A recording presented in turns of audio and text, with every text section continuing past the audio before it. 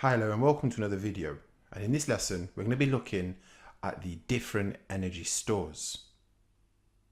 There are 7 different energy stores, and you will need to know the name of each energy store and a few examples. Well, let's start with the first one. Our first energy store is magnetic. Magnetic energy stores occur when trying to pull apart two attracting poles or trying to push together two repelling poles. We typically see magnets being used in compasses or fridge magnets. Our second energy store is known as internal, also referred to as thermal. Now, the internal energy store of a system is due to the kinetic and potential energy of the particles.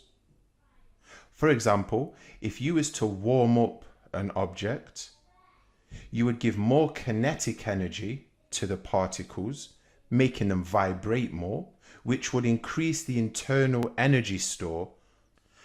Our third energy store is chemical. Chemical energy is stored in chemical bonds. And good examples of chemical energy are things like food, fuel, and batteries. But we can also store energy in moving objects like this runner. Energy stored in moving objects is called kinetic energy. So any object that is moving will have a store of kinetic energy. We also have a store of energy called electrostatic. And electrostatic energy store is when charges that are attracting are being pulled apart, or charges that are repelling are pushed together. We also have elastic potential energy. And this is the energy that's stored in stretched or compressed objects.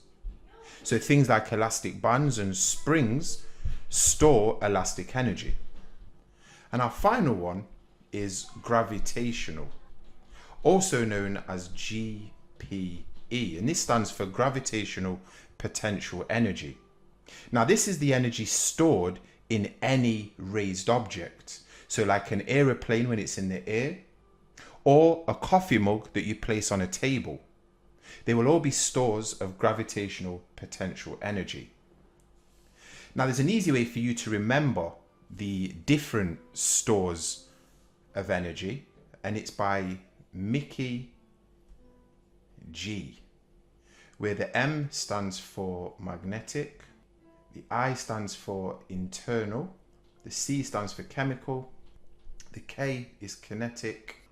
Then we have electrostatic, elastic, and gravitational. Okay guys, thanks for watching this video. Stay tuned for another one.